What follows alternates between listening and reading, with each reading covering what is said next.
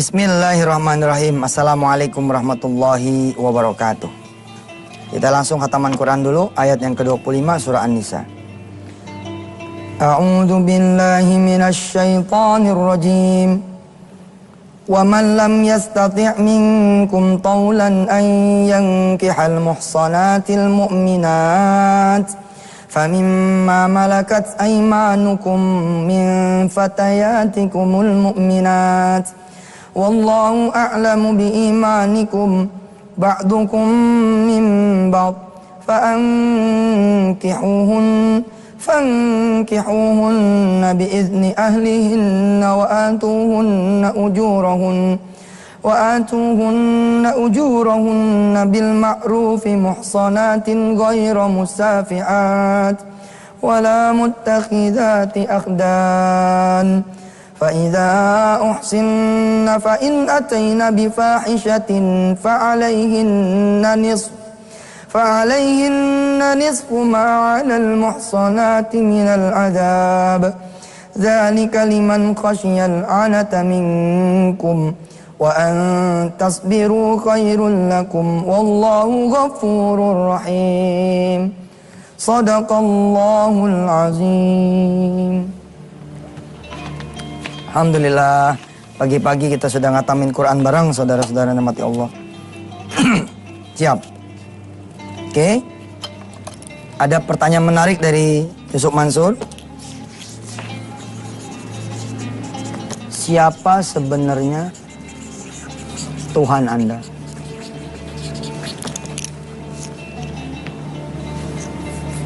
Siapa pemberi rizki Anda? Siapa penjamin hidup Anda?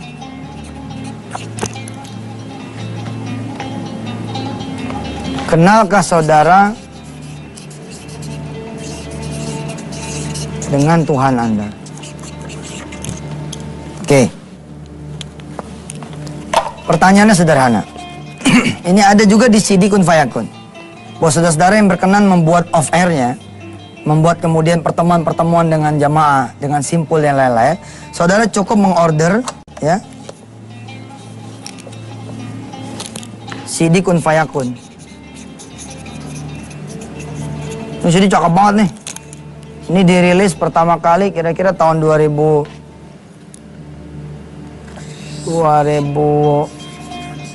apa 2005 gitu. Kun Fayakun. Sebagaimana kemudian juga ada di buku kuliah tauhid ini, saudara. Pertanyaannya pertanyaan giringan sementara seperti ini. Bila mana saudara kemudian sakit, kemana kemudian saudara menuju? Ada yang bisa jawab? Kalau saudara sakit, kemana saudara menuju? Ke dokter. Sampai dokter, ternyata sang dokter nanya sama situ, itu sakitnya apa? Barulah saudara bercerita tentang penyakit saudara semua. Dan setelah saudara bercerita, maaf nih para dokter ya, ini masalah logika tauhid.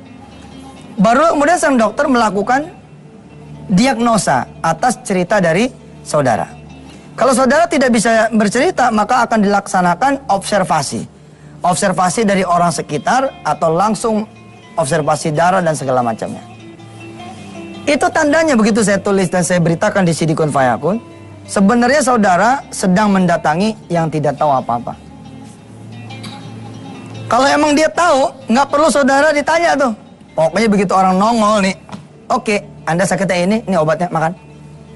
Nggak bisa, kan itu perlu ditanya dulu, apa yang sakit. Perut dikasih perut, punya obat. Pala dikasih pala, punya obat dan seterusnya. Oke, pertanyaan berikutnya. Bila mana saudara ya lapar, yang saudara cari apa? Makanan. Bila mana saudara kemudian haus, yang saudara cari apa? Minuman. Bila mana saudara punya mobil, motor ya rusak, saudara mendatangi siapa? Bengkel. Ketika saudara mendatangi bengkel, apa iya itu bengkel langsung bilang, Bapak silakan tunggu sana, kami sudah tahu apa penyakitnya. Nah, tetap aja dia nanya dulu sambil megang-megang kapnya tuh, kenapa nih mobil? Gitu kan? Kita bilang dah nih, ini mobil batuk-batuk. Oh, ada batuk panjang. Kayak motor mesin mana nih. No. Terus apa lagi keluhannya? Setelah kita bercerita sebagai pemilik mobil, ya, barulah kemudian sang mekanik bengkel bekerja. Kenapa dokter perlu bertanya dan mekanik perlu bertanya? Nih jawabannya, tauhid. Karena dia bukan pemilik badan kita dan dia bukan pemilik mobil kita. Kalau kita datang ke Allah, Allah gak bakal nanya, Ji. Lagian kalau Allah nanya sama ente kabur.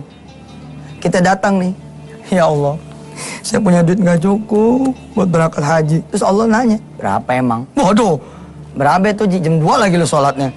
Hah? Kira-kira gimana? Allah gak perlu nanya sama ente.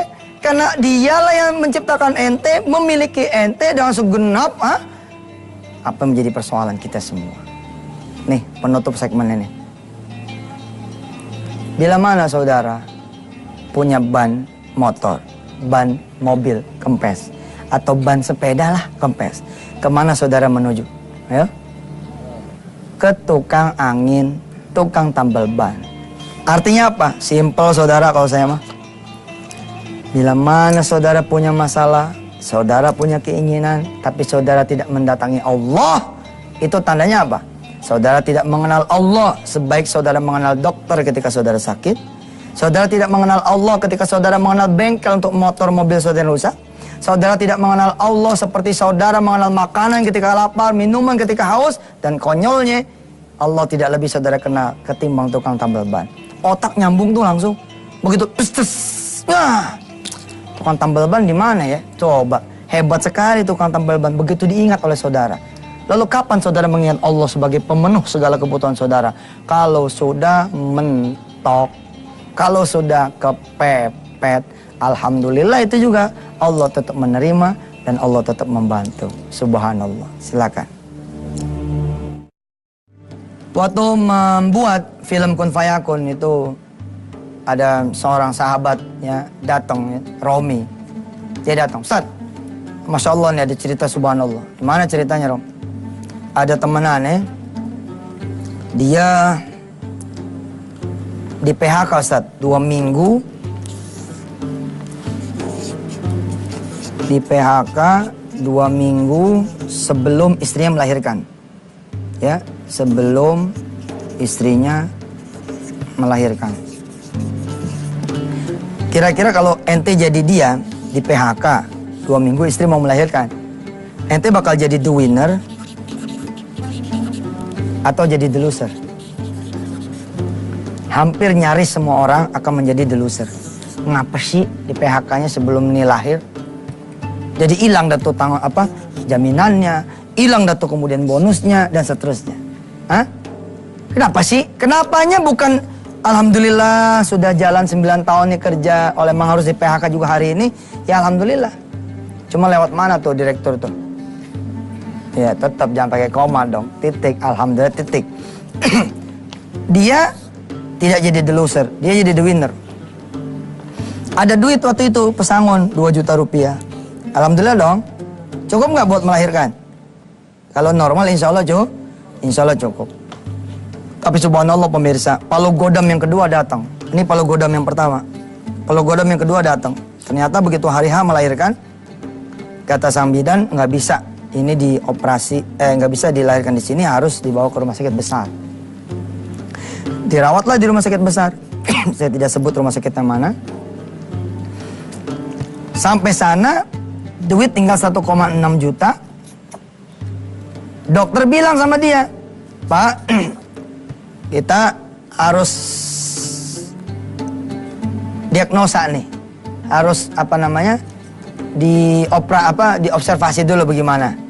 Nah, ternyata setelah diobservasi, alhamdulillah kata dokter begini, insya Allah sih anak ini bisa keluar ya, tapi tidak ada harapan umur panjang.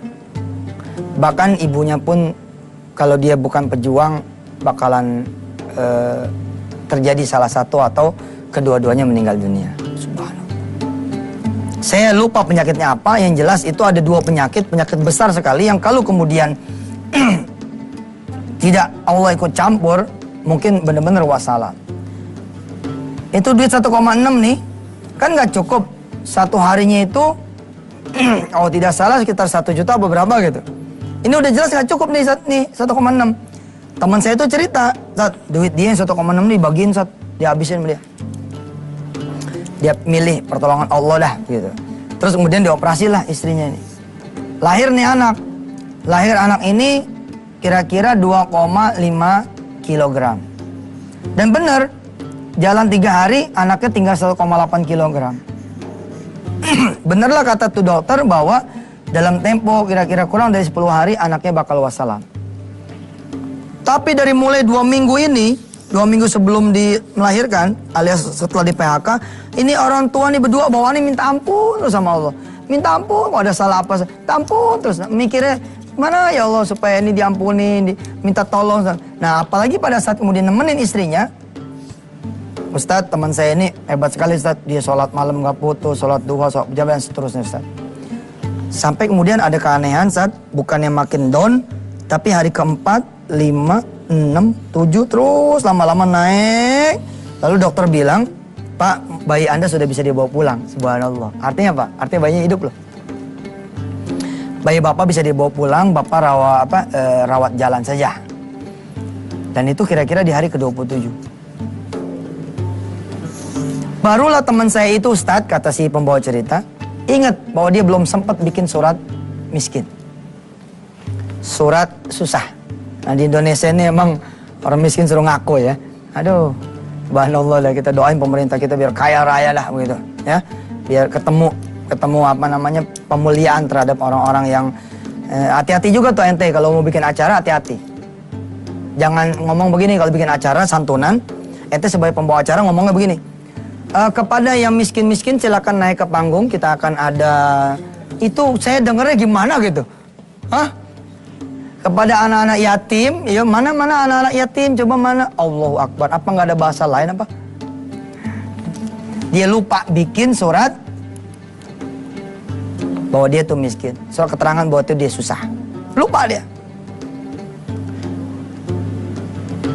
Terus karena nggak keburu, dia silaturahim ke salah satu teman yang membawa cerita ini. Nah teman saya itu membantu 2 juta. Kita tidak memperdebatkan soal kartu kredit, tapi teman saya bilang, gua nggak punya duit, tapi cuma punya ini, brong gitu, digebrakin itu kartu kredit. Udahlah, kita jebolin semuanya untuk bantu ente. Ngejebolin semua tuh 2 juta. Orang ini dikasih duit 2 juta, mikir, itu berapa duit ya kalau satu harinya 1 jutaan. Sementara duitnya 2 juta. Lagi-lagi nih, dari mulai Ciledug, sampai tuh rumah sakit di Bilangan Jakarta, ini duit 2 juta dipecahin. Kanan kiri dia bagi terus nih duit. Bagi terus duit ini. Subhanallah. Sampai kemudian tiba di rumah sakit duitnya tinggal 10.000. Dan ini cerita Masya Allah nih. Waktu diceritakan karena emang dari yang praktek langsung ya. Air mata saya sih nangis bener. Nangis pertama anak saya tuh lahir sehat loh. Anak saudara sehat tidak? Sehat. Gara-gara nggak punya duit buat sekolahin lebih tinggi. Ente malah merasa jadi orang yang nista, jadi orang yang sedih. Padahal anak itu sehat dibanding anak ini. Saya bersyukur sekali anak saya tuh lahir dalam keadaan normal apa gitu loh. Maka ketika dengar ini anak lahir dengan apa, dengan penyakit ini, penyakit itu, Allah saya bilang bersyukur sekali. Nah datang ke rumah sakit duitnya tinggal 10.000. Dia masuk masjid pemirsa. Di masjid ini dia nangis, betul-betul nangis. Dia berdoa kepada Allah, berdoa sampailah kemudian yang mau lewat ini lewat. Jadi kita biarin dulu yang lewat. Silakan. Pemirsa yang dirahmati Allah, kalau sampai saudara tidak merasa ada Allah di sisi saudara, itu hati saudara perlu diperiksa. Bisa jadi bukan karena nggak kenal, tapi Allah nggak masuk ke dalam karena terlalu banyak barangkali dosa-dosa kita semua. Kita berdoa kepada Allah Subhanahu Wa Taala. Begitu kita susah, cipret kayak saya ingetin tadi di awal. Kita kayak ban kempes, langsung inget ke tukang tambal ban. Kita kayak sakit, inget ke dokter. Kita kayak kemudian lapar, inget ke nasi. Kita kayak haus, inget ke minum. Jadi begitu kita kaya, miskin, susah, senang. Dapat bonus, hilang bonus. Dapat duit, hilang duit. Oke? Dapat mobil, hilang mobil. Dapat kerjaan, hilang kerjaan. In every moment kita datang ke Allah, kita ingat kepada Allah. Fadhkurullah, ya, dzikran katsiran, ingatlah Allah sebanyak-banyaknya. Malah di tempat yang lain Allah bilang, ya qiyaman wa qu'udan wa ala junubihim. Kita kemudian dalam keadaan berdiri, berbaring, duduk, jalan, lari, ya, diem, kita ingat pada Allah Subhanahu wa taala. Lihat orang ini punya ujian di PHK, istri 2 minggu lagi mau melahirkan. Dia terus ke Allah. Ternyata begitu ke bidan harus dibawa ke rumah sakit. Di rumah sakit dibilang sama dokter harus dirawat 1 harinya 1 jutaan. Duit tinggal 1,6, dihabisin sama dia. Dia geber lagi sholat, digeber lagi kemudian zikir, baca Quran dan segala macamnya, doa. Dan dia bersyukur pada Allah. Saat itu saya dengar dari telinga kawan saya Romi itu, bahwa dia bersyukur, inilah keuntungan beliau di PHK. Beliau bisa nemenin istrinya. Luar biasa kan? Luar biasa loh. Orang bisa bersyukur di saat-saat, subhanallah. Tiba kemudian hari 27 disuruh pulang. Udah bisa dibawa pulang kata bayinya. Ada keajaiban Allah, anaknya kemudian sembuh. Paling tidak boleh dibawa pulang, itu namanya panjang umur. Nah, mulailah dia mencari duit. Dia datanglah ke teman, dapat 2 juta. 2 juta ini dibagiin juga. Tinggal sisa 10.000. Di masjid dia berdoa. Doanya itu didengar oleh seorang ibu. Apa dia punya doa? Ya Allah, kalau ada orang kaya di rumah sakit ini yang bisa nebusin anak saya, maka biarlah anak itu menjadi anaknya. Ini ya, biasalah ini di orang susah tuh begitu. Artinya ada kalimat-kalimat seperti ini. Subhanallah. Ibu-ibu tuh datang. Pak, assalamualaikum, salam. Bapak nih orang yang saya cari. Kenapa, Bu? Ya, saya tuh bawa duit sedekah ini, tapi bingung mau ngasih siapa. Ya udah saya kasih ibu aja deh. Mudah-mudahan cukup ya buat biaya pengobatan. Itu ngelihat duit, ya, itu dia gendong tuh duit, dia peluk tuh duit.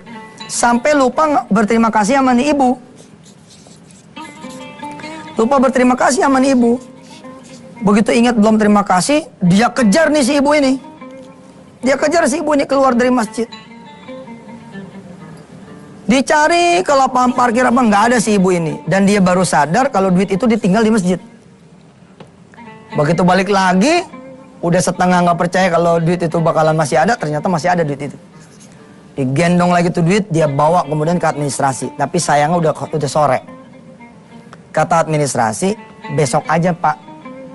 Ya, besok aja karena dokternya udah pada pulang. Kita mesti nyocokin ini, nyocokin itu, begitu kira-kira. Apa kata nih orang dengan pedenya bilang, Pak kalau besok saya nggak tahu apakah duit ini cukup apa enggak. Sekarang aja masih belum tahu duit ini cukup apa enggak. Kan besok pasti ada nambahnya lagi.